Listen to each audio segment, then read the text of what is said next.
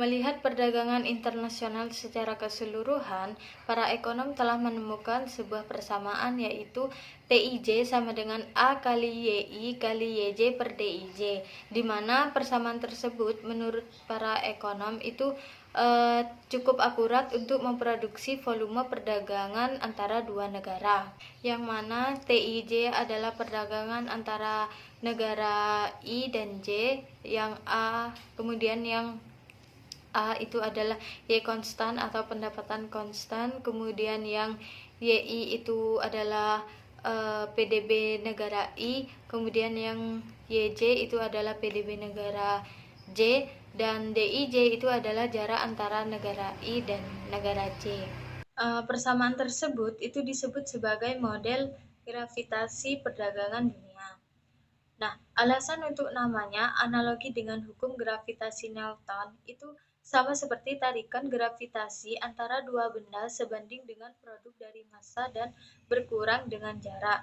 Sama halnya persamaan tersebut, yang mana sebanding dengan produk dari PDB dua negara tersebut dan berkurang dengan jarak. Jadi dari persamaan tersebut, volume perdagangan antara dua negara itu ditentukan oleh PDB negara tersebut dan jarak antara kedua negara tersebut. Baik, selanjutnya kita akan membahas mengenai permasalahan atau hambatan dalam model gravitasi terhadap perdagangan internasional. Seperti yang kita ketahui bersama, model gravitasi itu sendiri merupakan suatu hubungan antara suatu wilayah dengan wilayah lainnya yang didasari atau memiliki faktor jarak, yang didasari oleh faktor jarak.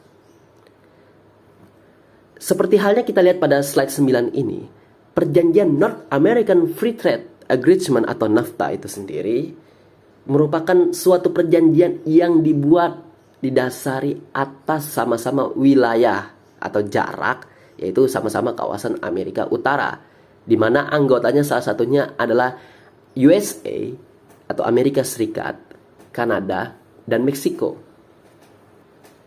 Cakupan dari perjanjian NAFTA itu sendiri salah satunya adalah free trade atau free trade agreement, perdagangan bebas. Lalu tujuan dari organisasi ini didirikan adalah pertama, membuat dan menerapkan prosedur perdagangan yang efektif di kawasan Amerika Utara. Kedua, meningkatkan investasi di kawasan negara-negara anggota NAFTA. Ketiga, mempermudah prosedur biaya cukai di antar negara-negara kawasan Amerika Utara. Dan yang terakhir, yang keempat adalah meningkatkan daya saing industri di antara negara-negara anggota NAFTA itu sendiri.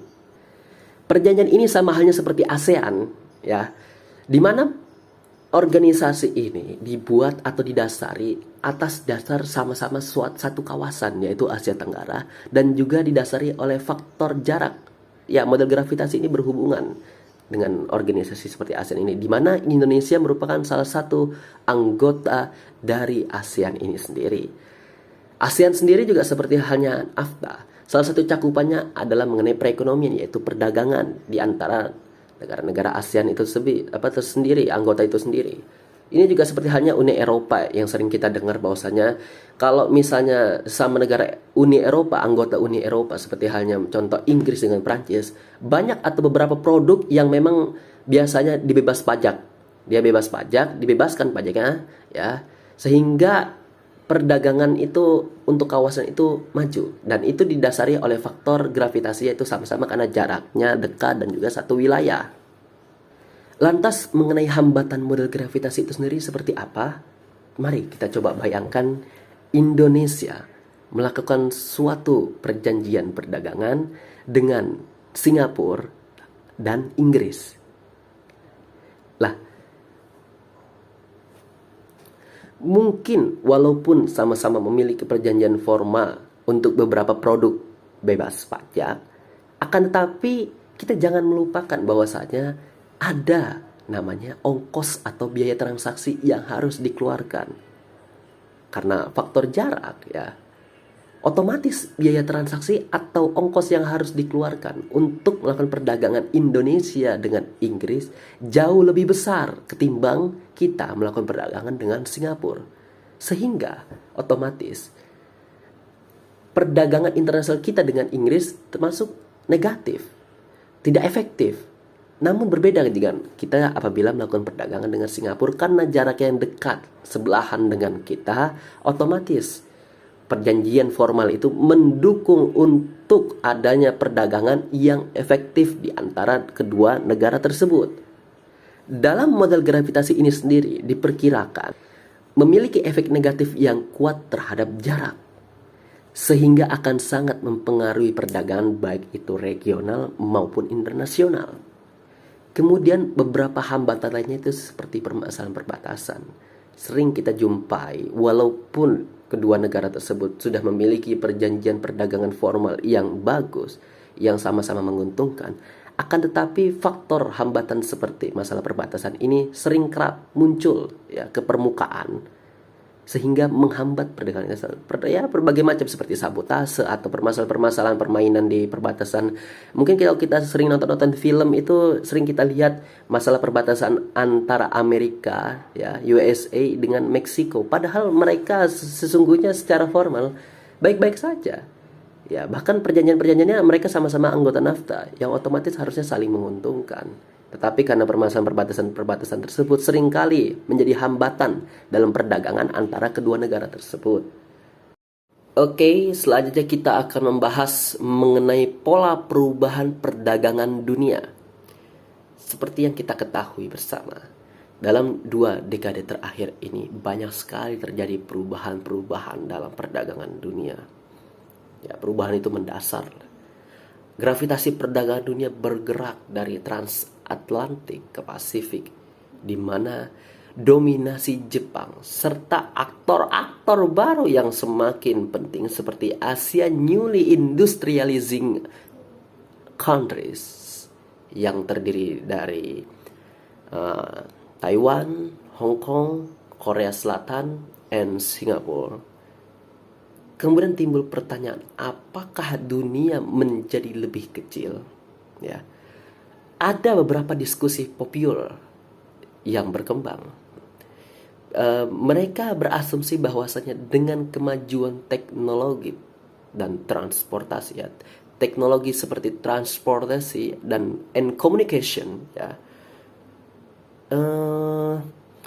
itu akan menghapus permasalahan-permasalahan yang ada. Seakan-akan dunia ini kecil, ya, seakan-akan dunia ini dimanapun Anda berada, dan kapanpun Anda berada itu semua mudah dengan dijangkau. Asumsi ini sih sebenarnya ada benarnya juga, ya. Seperti halnya kalau kita zaman dahulu mau pindah dari satu benua ke benua lainnya, kayak misalnya contoh orang haji dulu dari Indonesia untuk ke Arab Saudi, ya, ke Saudi Arabia, ya, itu perlu memakan waktu kurang lebih 3 hingga 4 bulan menaiki kapal laut, ya, transportasi laut, karena nggak ada dulu transportasi udara. Adapun mahal dan juga sama juga lama. Tapi dengan kemajuan teknologi, dengan adanya pesawat jet saat ini, kita, ya, dari Indonesia ke King Abdul Aziz Riyadh, ya, ke Saudi cukup hanya menempuh waktu kurang lebih 9 sampai 10 jam. Ya.